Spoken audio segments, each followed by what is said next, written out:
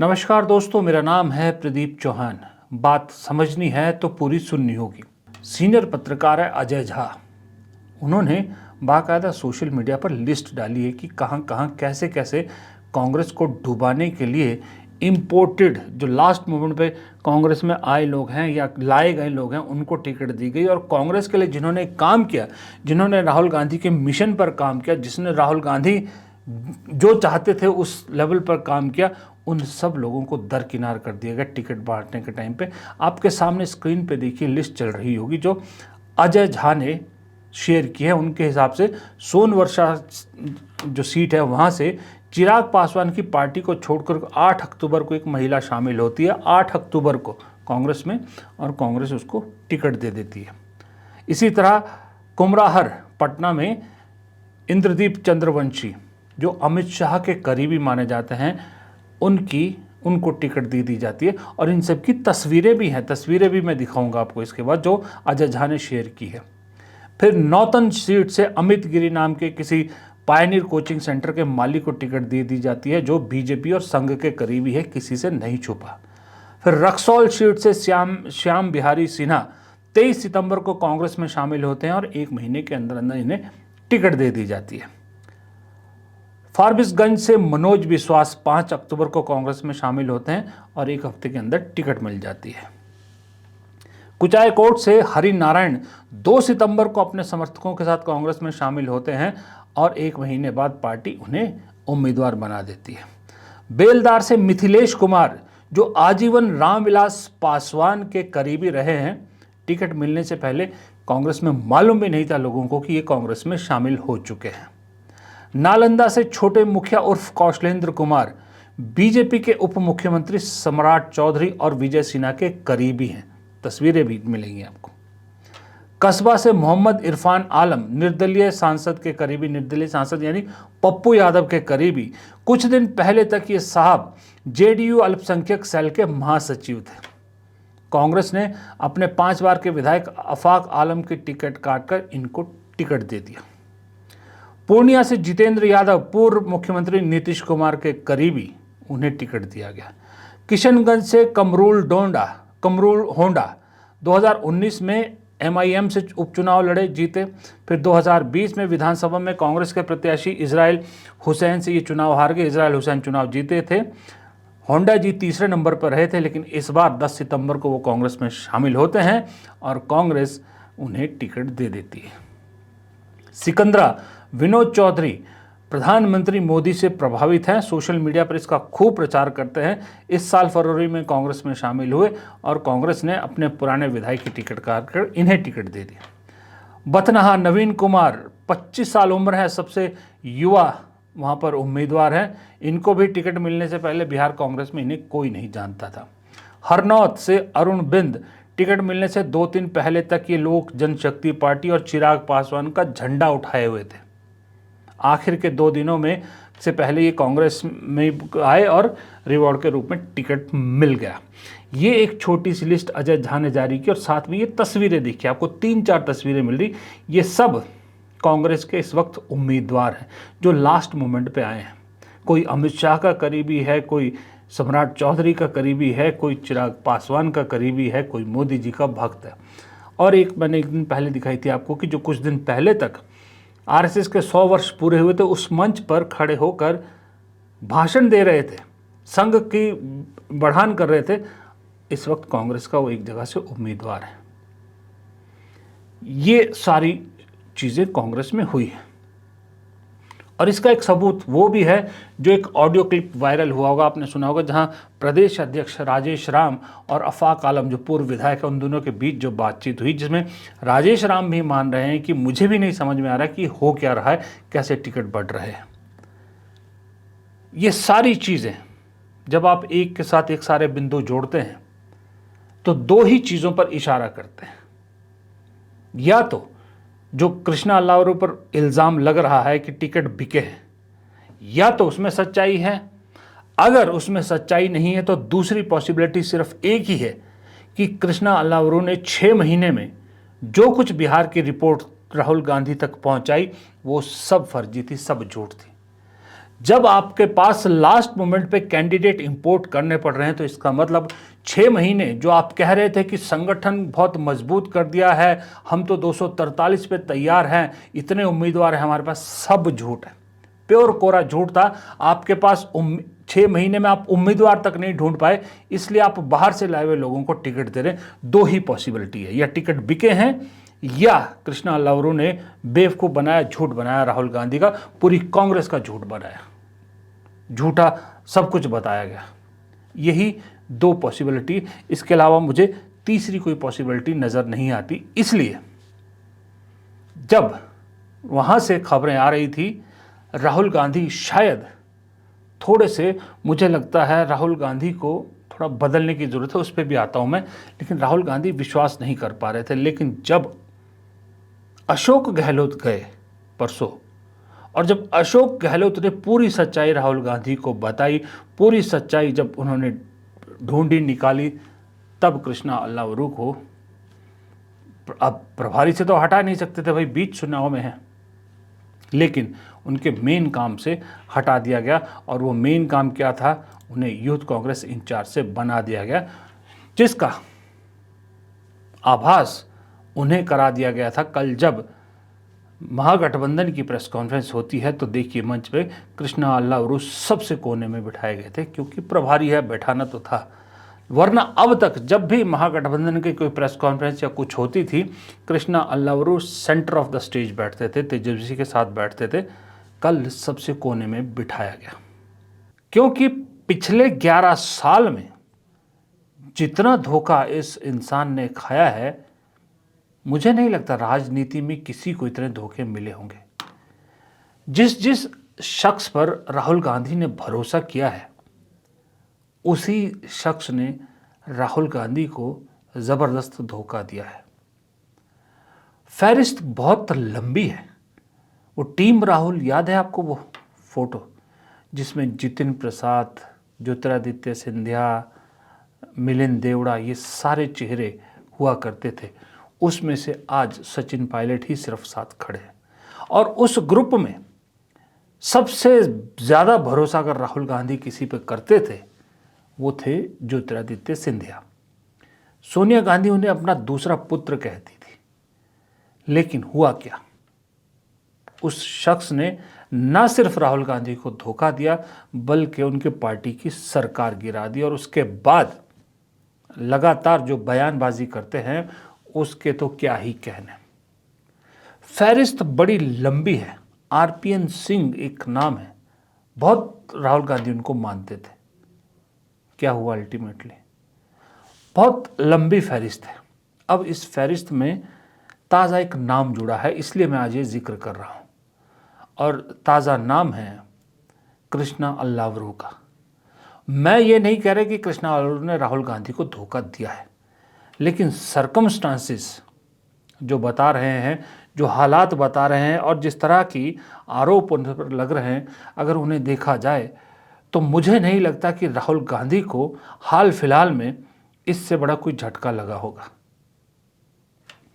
कृष्णा अल्लावरू को बहुत भरोसे के साथ राहुल गांधी ने बिहार भेजा था, लेकिन कल जिस तरह से दिन में कांग्रेस के जादूगर अशोक गहलोत वहाँ पर महागठबंधन को लेकर जो घमासान मची थी, उसको सुलझाते हैं, और शाम को कृष्णा अल्लावरू की यूथ कांग्रेस के इंचार्ज से छुट्टी हो जाती है।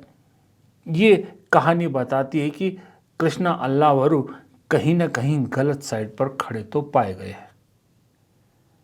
राहुल गांधी ने, जैसे मैंने कहा, इतने भरोसे से वहाँ भेजा था, फ्री हैंड दिया था। कांग्रेस के अंदर के सूत्र, कल से मेरी जिनसे बात हो रही, उन्होंने कहा कि इतना फ्री हैंड किसी को राहुल गांधी ने नहीं दिया था जितना कृष्णा अल्लावरू को दिया था, क्योंकि कृष्णा अल्लावरू किसी से बात नहीं करते थे, सीधा राहुल गांधी से बात करते थे।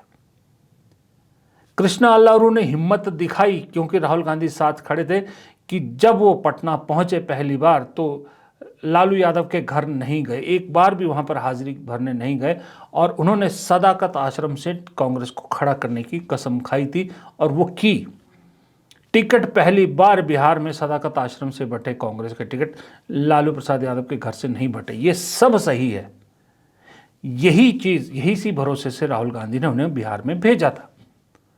फिर राहुल गांधी ने वोटर अधिकार यात्रा जैसा बड़ा कदम कृष्णा अल्लाउरू पे भरोसा करके बिहार से उठाया।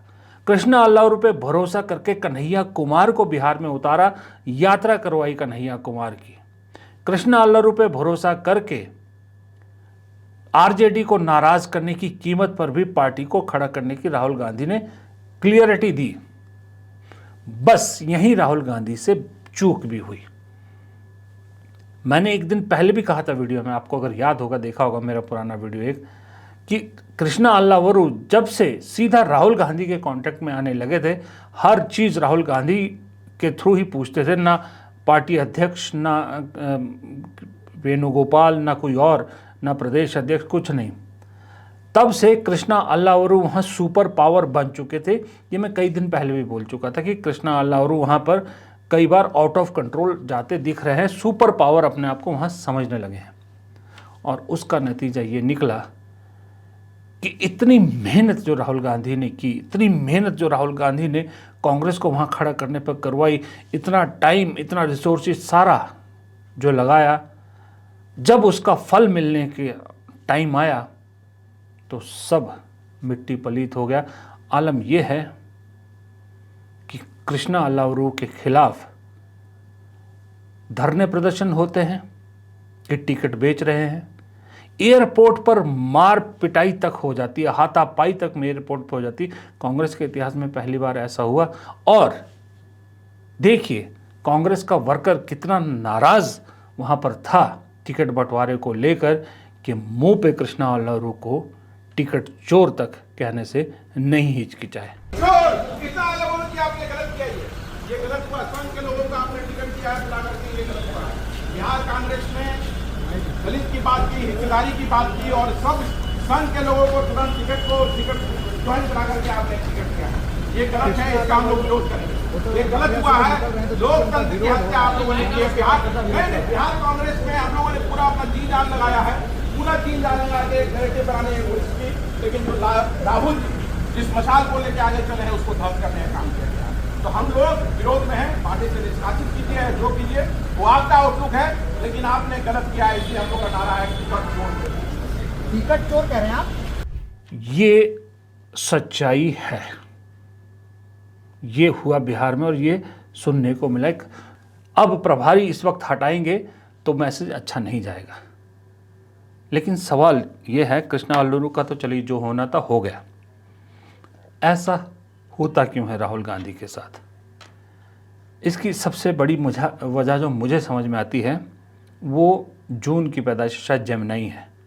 मैं खुद जेमिनी हूँ, इसलिए मैं इस बात को समझ सकता हूँ। राहुल गांधी भरोसा बहुत जल्दी कर लेते हैं। या तो कोई उनके करीब नहीं आ पाता, और जिसे राहुल गांधी अपने करीब आने देते हैं ना, उस पर पूरा भरोसा कर लेते हैं, आंख बंद कर भरोसा कर लेते हैं। और यही उनकी सबसे बड़ी भूल होती है कि जब वो पूरा आंख बंद के भरोसा कर लेते हैं और वही आदमी फिर उस भरोसे का नाजायज़ फ़ायदा उठाता है और फिर राहुल गांधी को इस तरह का धोखा मिलता है। और ये कृष्णा अल्लाउरू अकेले नहीं है, और हैं जो कांग्रेस को चला रहे हैं, कांग्रेस के सर्वा बने बैठे हैं इस वक्त राहुल गांधी के नाम पे। एक दिन वो भी राहुल गांधी को ऐसा ही झटका देने वाले हैं। मैं अभी से इशारा कर रहा हूँ, क्योंकि कई ऐसे मामले हैं जो अगर खुल गए ना तो वो तो डूबेंगे। राहुल गांधी की राजनीति पे बहुत बड़ा आंच आ जाएगा अगर राहुल गांधी ने अभी भी अपने आँख कान नाक ना खोले। नाक ना भी खोले, आँख और कान तो खोलिए। वैसे राजनीति में नाक का भी बहुत अहम रोल होता है। कहते हैं सूंघ ली जाती है राजनीतिक हवा में, सूंघने की शक्ति होनी चाहिए कि हवा किस तरफ की है। लेकिन आंख और कान तो खोल ही सकते हैं। सबसे पहले राहुल गांधी अपने जो कोठरी बना रखी है उस पर अंधा विश्वास करना बंद करे। और दूसरी बात, जो लोग उनसे मिलना चाहते हैं वो अप्रोचेबल जो रास्ता है दिल्ली में खास करके, वो रास्ता थोड़ा खुला रखें। पार्टी कार्यकर्ता, पार्टी के छोटे नेताओं से मिलने का भी रास्ता खुला रखें। आज की डेट में राहुल गांधी से मिलना इतना आसान नहीं है। अगर कोई नेता दिल्ली में मिलना चाहे तो राहुल गांधी खुद कहीं भी किसी से मिलने पहुंच जाते हैं, वो अलग बात है। और ये शायद राहुल गांधी को मालूम भी नहीं है कि उनसे मिलने को लेकर उनकी टीम ने या उनके आसपास के लोगों ने कितना मुश्किल बना रखा है। शायद राहुल गांधी को मालूम भी नहीं, क्योंकि राहुल गांधी तक सारी मेल चिट्ठियां भी नहीं पहुंचती। कहा जाता है वो भी सारी छंट के पहुंचती, क्योंकि भाई बड़ा नेता है, उसके पास इतना वक्त नहीं है कि हज़ारों मेल हज़ारों चिट्ठियां रोज़ आती है और वो सबको पढ़े। उनके आसपास के लोग छांटते हैं और अपने मतलब की चिट्ठियां और मेल्स राहुल गांधी तक पहुंचाई जाती हैं, जहां पर उनको लगता है कि इस मेल्स में या इस चिट्ठी में उनके खिलाफ कुछ है या उन पर उंगली उठ रही है, वो कभी उन तक नहीं पहुंचती। ये सिस्टम को राहुल गांधी को किसी न किसी तरह से तोड़ना होगा, दरबार को खुला करना होगा। और ऐसा नहीं है कि ये पहली बार होगा। इंदिरा गांधी के घर में सबके लिए ओपन एंट्री थी, सब मिलते थे। सब जानते हैं कांग्रेस के लोग कि इंदिरा गांधी से मिलना कोई बहुत मुश्किल नहीं था। राजीव गांधी तक से, जब राजीव गांधी सत्ता से बाहर हो गए थे, उसके बाद उनसे मिलना बहुत आसान था। उनके पिता भी सबसे मिलते थे। यही चीज़ राहुल गांधी भी तो कर सकते हैं। पहले होता था सिक्योरिटी कंसर्न है, लेकिन राहुल गांधी अब खुद हर जगह जाते हैं, मार्केट में जाते हैं, सब जगह तो घूमते हैं। जब वो इतनी दिलेरी दिखा सकते हैं, इतनी दिलेरी भी दिखा सकते हैं कि अपने पार्टी के लोगों के लिए रास्ता खुला रखें, दरवाजे अपने खुले रखें, तब ये कृष्णा अल्लावरू या और जो लोग हैं, इस तरह के लोगों का एक अल्टरनेट भी हमेशा तैयार रहेगा और ऐसे लोगों पर चेक भी रहेगा, क्योंकि इन्हें भी मालूम है कि सिर्फ यही नहीं है जो राहुल गांधी के करीबी हैं, और भी बहुत से लोग हैं। रिप्लेसमेंट हमेशा तैयार है, वरना जब आप कुछ ही लोगों पे पूरा भरोसा करोगे तो उन्हें लगता है कि हमारा तो कोई कुछ बिगाड़ नहीं सकता, बॉस हमारे साथ है, बॉस हमारा दोस्त है। और जब बॉस को दोस्त समझने लग जाए ना उनके नीचे काम करने वाले, तो समझ लीजिए फिर आपका बंटा धार होने का चांस रहता ही रहता है। और दूसरी बात मैं ये कहना चाहूँगा कि कृष्णा अल्लावरू पे आपने कार्रवाई की या जो भी संकेत दिए, अच्छी बात है, लेकिन कुछ एक पे ही नहीं, कुछ और भी है जिन पे ये चीज़ें होनी चाहिए। अब बिहार में कृष्णा अल्लावरू ने जितना गेम खराब की है, हम चाहेंगे, हम दुआ करेंगे कि उसका असर ज़्यादा ना पड़े, और जब 14 नवंबर को नतीजे आए तो कांग्रेस जैसे नतीजे चाहती है वैसे नतीजे आए। लेकिन अगर कृष्णा अल्लावरू गेम खराब की है तो फिर दूसरे और भी तो हैं। अखिलेश प्रसाद सिंह, उन्होंने क्या किया है अभी तक? वो जिस तरह से एंटी पार्टी और जिस तरह से आरजेडी की एक मोहरा बन के जिस तरह से आरजेडी के लिए काम कर रहे हैं, उन पर भी तो कोई कार्रवाई होनी चाहिए। उनके पुत्र आकाश कुमार सिंह जो खुद टिकट मांग रहे थे, देखिए किस तरह से खुलेआम कृष्णा अल्लावरू के हटाए जाने पर खुशियां मना रहे हैं। और साथ में और भी उनके ट्वीट है पुराने, जहां पर उन्होंने खुलेआम कहा है कि वो आरजेडी के जो मुन्ना शुक्ला की बेटी है उसका समर्थन करते हैं, कांग्रेस के कैंडिडेट का समर्थन नहीं करते हैं। खुलेआम अपने सपोर्टरों का, लेकिन वो अभी भी पार्टी में है। तो उन पर क्यों नहीं कार्रवाई हो रही? ऐसे लोगों पर भी कार्रवाई होनी चाहिए। जो उम्मीदवार जांच कीजिए, अगर कहीं कोई टिकट बिकी हुई पाई जाती है, जिस तरह के उम्मीदवार जो लग रहा है कि जो बीजेपी के स्लीपर सेल यहाँ उम्मीदवार बन के आ गए हैं, उनके प्रचार प्रसार में राहुल गांधी को नहीं जाना चाहिए, कांग्रेस के नेताओं को नहीं जाना चाहिए। पप्पू यादव को लेकर अगर उंगलियां उठ रही है तो पप्पू यादव के रोल की भी जांच होनी चाहिए कि पप्पू यादव दरअसल वाकई में ही कहीं अपनी लिमिट क्रॉस कर रहे हैं। अगर लिमिट जहां क्रॉस कर रहे हैं वहाँ तुरंत कार्रवाई होनी चाहिए। पप्पू यादव तो आपके सदस्य भी नहीं है, वो तो निर्दलीय उम्मीदवार है, निर्दलीय सांसद है, सॉरी। उनकी भी एक लिमिट सेट करना बहुत ज़रूरी है। और बिहार से ये एग्जाम्पल इसलिए सेट करने को कह रहा हूँ क्योंकि अगली लड़ाई असम में है, जहाँ डायरेक्ट फाइट है आपकी। यहाँ तो फिर आप छोटे प्लेयर हो, लेकिन यहाँ इनडिसिप्लिन, यहाँ अनुशासनहीनता को रोकोगे नहीं तो बाकी जगह पर कैसे आप दूसरों को कह सकते हो कि अनुशासन में रहिए? फिर चाहे वो असम हो, चाहे पश्चिम बंगाल हो, चाहे गोवा हो, चाहे गुजरात हो। अगले साल असम, पश्चिम बंगाल, केरल बड़े बड़े चुनाव आ रहे हैं जहां कांग्रेस की दांव पर है साख। और केरल को लेकर मैं अभी से कह रहा हूं कि केरल को लेकर कांग्रेस में जितनी गुटबाजी अभी दिख रही है ना, अगर इस गुटबाजी को अभी नहीं रोका गया तो वहाँ भी गेम खराब हो सकती है। इसलिए हम तो यही कहेंगे राहुल गांधी और उनकी टीम से कि जो सजेशन आम आदमी देता है, आपका आम कार्यकर्ता देता है, कभी उन सजेशन को सुन लीजिए और उन पर एक बार काम करके देखिए। और कहीं नहीं जाइए तो हम जैसे लोग जो वीडियोस बना रहे हैं कांग्रेस की हालत पर, हमारे कमेंट बॉक्स में जाइए। जो हमारे दर्शक हैं, हमारे कमेंट बॉक्स में जाइए। आपको इतने बढ़िया बढ़िया आइडिया आपको मिलेंगे कि आप सोच भी नहीं सकते। जब मेरी एक बार राहुल गांधी से मुलाकात हुई थी, तब भी मैंने उन्हें ये सजेशन दिया था कि आप हम लोगों के वीडियोज़ में के कमेंट बॉक्स में जाया कीजिए। इतने शानदार आइडियाज़ लोग देते हैं कि ज़मीनी हकीकत क्या है आपको वहीं पर पता लग जाएगी, और उन आइडियाज़ को आप इम्प्लीमेंट करके देखिए जो आपको ठीक लगता है, देखिए क्या असर होता है। कम से कम इतना तो करना ही पड़ेगा राहुल गांधी को, वरना वही होगा कि राहुल गांधी गधा मजदूरी करते रहेंगे, मेहनत करते रहेंगे। वो आगे जो है वो रास्ता बनाते रहेंगे, पीछे उनकी टीम वाले उस रास्ते पर कांटे बिछाते रहेंगे, तो फिर उसका फ़ायदा कुछ होगा नहीं। फ़िलहाल इस वीडियो में इतना ही। वीडियो पसंद आया तो लाइक कीजिएगा, शेयर कीजिएगा, कमेंट बॉक्स में अपनी राय देना मत भूलिएगा। जैसा मैंने कहा कि बहुत बढ़िया राय देते हैं आप। और अगर आपने चैनल को सब्सक्राइब नहीं किया है, प्लीज़ चैनल को सब्सक्राइब कीजिएगा। हमारी मदद करना चाहें तो सुपर थैंक्स और जॉइन बटन के ज़रिए आप हमारी मदद कर सकते हैं। नमस्कार।